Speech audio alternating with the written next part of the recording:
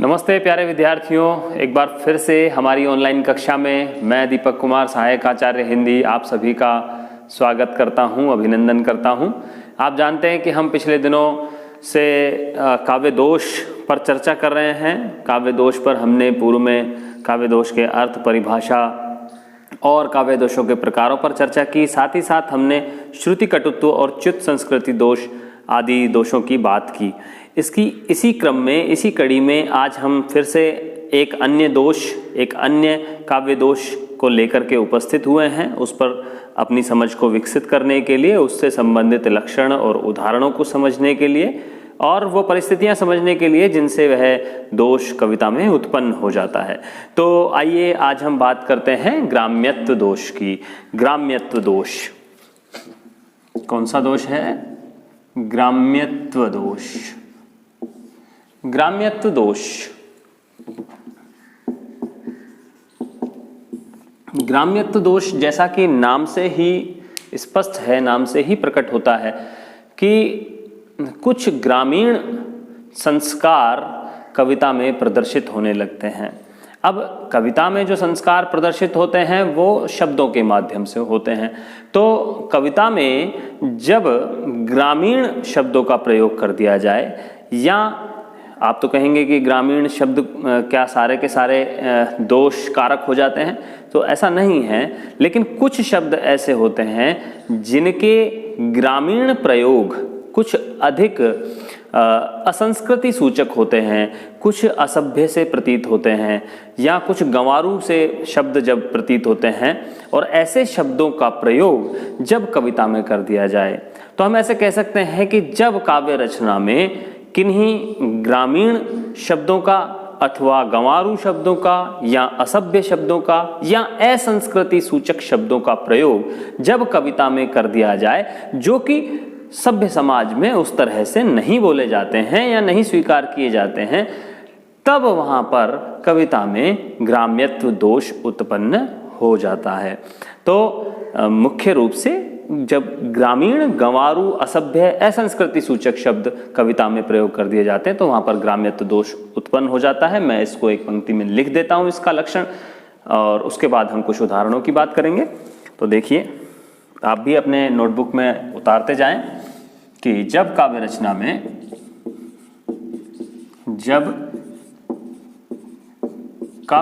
में असभ्य प्रतीत होने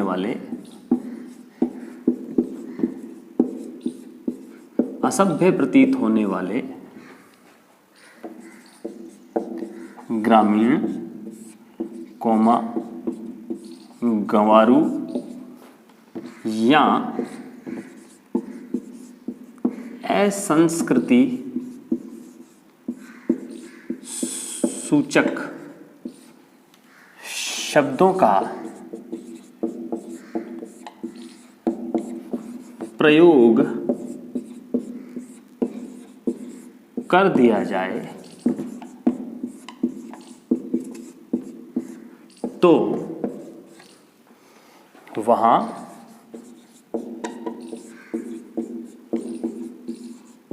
ग्राम्यत्व दोष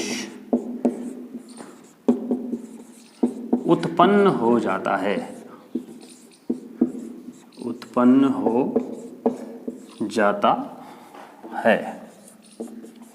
तो वही बात है कि ग्रामीण शब्द या गंवारू से शब्द या गांवों में ज़्यादातर बोले जाने वाले, लेकिन जब किसी सभ्य समाज में उन्हें सुना जाए तो ऐसा प्रतीत हो कि ये कुछ असभ्य शब्द हैं या संस्कृति से संबंधित, या संस्कृति को थोड़ा सा ऐसा कह सकते हैं कि संस्कृति में हमें ऐसा लगे कि ये नहीं बोले जाने चाहिए शब्द, तो ऐसे शब्दों का प्रयोग जब कर दिया जाए तो वहाँ पर ग्राम्यत्व दोष होता है।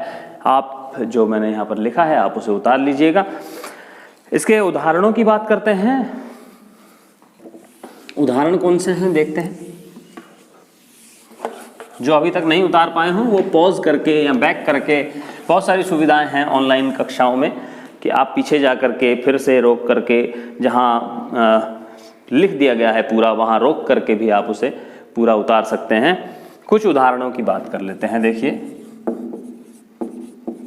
उदाहरण देखें, मूंड पे मुकुट धरे सोहत गोपाल हैं।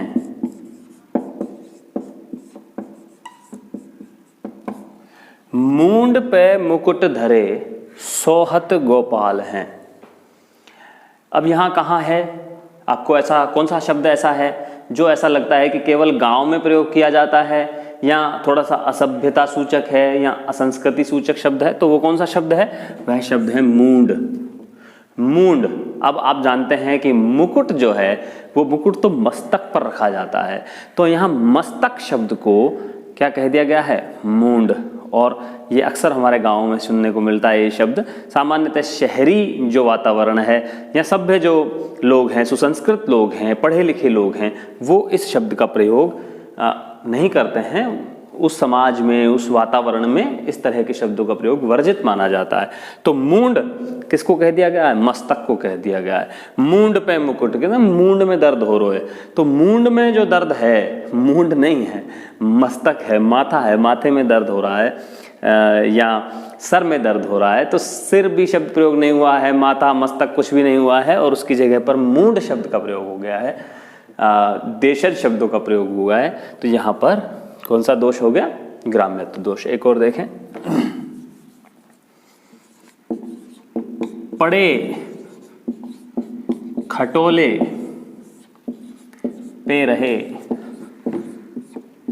नींद न आई रात, नींद न आई रात। रात भर नींद नहीं आई और पड़े रहे कहाँ? खटोले पे। अब ये खटोला शब्द जो है, खाट, खटोला, ये जो खटोला शब्द है ये थोड़ा सा ऐसा प्रतीत होता है कि ये गांव में ही प्रयोग किया जाता है और सभ्य समाज में इसका प्रयोग नहीं किया जाता है। यहाँ पलंग कह दिया जाता है, पर्यंक शब्द जो है वो संस्कृत का शब्द है, लेकिन यहाँ पर बिल्कुल देशज शब्द का प्रयोग कर दिया गया है, खटोला। तो यहाँ पर भी ग्राम्यत्व दोष है। एक और उदाहरण हम लिखते हैं,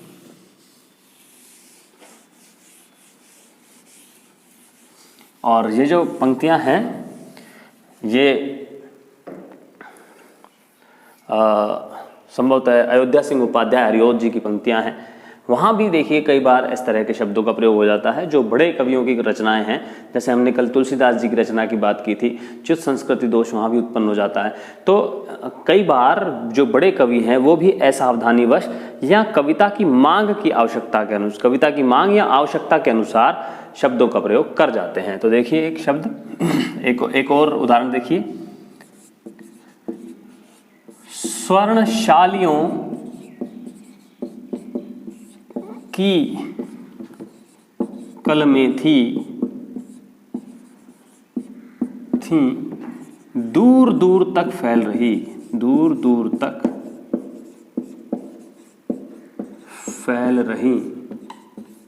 फैल रही शरद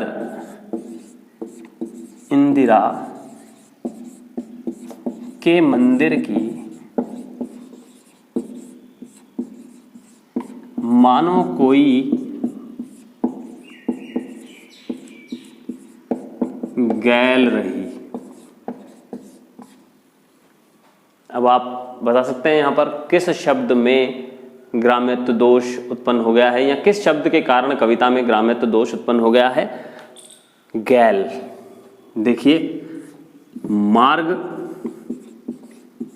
पथ, वीथी, अनेक सारे शब्द थे, लेकिन उसके बाद भी गैल शब्द का प्रयोग किया गया। रास्ता, हमारे गांव में लोग कहते हैं कि गैल में से जा रहा था, गैल में से जा रहा हो। तो इस तरह के जो गैल शब्द है यहाँ पर सुसंस्कृत शब्द की श्रेणी में नहीं आता है और यहाँ असंस्कृति का सूचक ये बन जाता है, और यही कारण है कि यहाँ पर ग्राम्यत्व दोष उत्पन्न हो गया है। एक और उदाहरण हम बात करते हैं।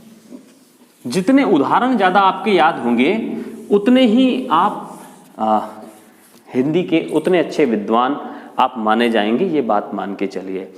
जितने अधिक आपको कविताओं के दोहों के और जो सोरठे चौपाइयाँ, ये जितनी अधिक आपको याद होंगी कविता के जो अंश हैं, अनेक अनेक कवियों की रचनाओं के जो अंश हैं, यदि आपने इस समय वो याद कर लिए हैं बहुत अच्छे से, तो आपको बहुत आगे जा कर के बहुत काम आएंगे। इससे आपकी अभिव्यक्ति शैली में भी खासा सुधार होता है। तो इसीलिए इस तरह के जितने भी उदाहरण आपको लिखवाए जाते हैं, आप उनको अधिक से अधिक मात्रा में याद कर लें। और कमाल की बात यह है कि इस आयु में, जिस आयु में आप हैं, उस आयु में आप इसे याद कर सकते हैं। जब आप थोड़े से और बड़े हो जाएंगे, आयु बढ़ती चली जाएगी, तो फिर जो हमारी स्मरण शक्ति है वो थोड़ा सा कम हो जाती है, तो उस समय याद नहीं होती हैं कविताएं। तो इस समय पर जब आप युवावस्था में हैं और अभी द्वितीय वर्ष की कक्षा में बैठ रहे हैं, उस समय पर आप उदाहरणों को बहुत ज़्यादा याद कर लें। बहुत अनेक अनेक जगह पर आपको काम आती है, परीक्षा में भी काम आती है। चलिए और देखते हैं एक उदाहरण, और ये बहुत अच्छा लगता है मुझे उदाहरण, कि हाथ पांव सूख गए, थूथरो पिचक गयो, थूथरो पिचक गयो, सारी देह बनी जैसे, कैसे बन गई सारी देह? जैसे बैंगन को सो भरता। तो बैंगन को सो भरता बन गई ये सारी जो शरीर है। अब आप देखिए, इस तरह का जो शाब्दिक प्रयोग है वह संस्कृत सुसंस्कृत समाज में नहीं किया जाता है। जो सभ्य समाज है उसमें नहीं कहा जाता किसी से कि तेरा तो शरीर ऐसा हो गया जैसे बैंगन का सा भरता। तो ये गांव में जो लोकोक्तियाँ हैं, कहावतें हैं, या प्रेमवश लोग कह देते हैं, तो ऐसी जो कहावतें, लोकोक्तियाँ और पूरी तरह से गांव के वातावरण में, गांव के रंग में रंगी हुई और गांव के रस में पगी हुई जो ये पंक्तियां हैं इस तरह की, जहाँ पर श्लीलता और अश्लीलता और सभ्यता और असभ्यता का ध्यान नहीं रखा गया है, वहीं ऐसा कहा जा सकता है कि हाथ पाम सूख गए। पाम, यहाँ पाँव को पाम कहा गया है, और थूथरो पिचक गए। इस चेहरे को क्या कह दिया गया? थूथरो।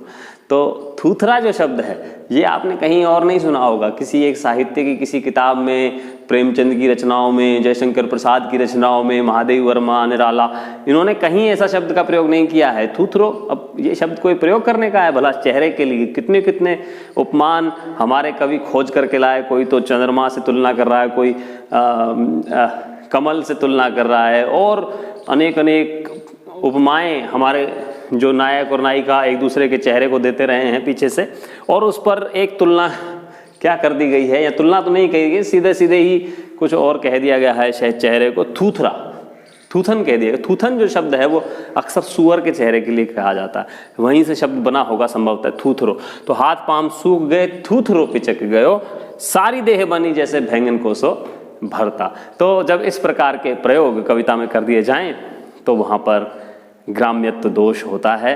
और आज की कक्षा को हम यहीं विराम देते हैं। आशा करता हूँ कि आपको बहुत अच्छे से ये दोष समझ में आया होगा। हमारी अगली कक्षा में हम अन्य दोषों की बात करेंगे। धन्यवाद, शुक्रिया।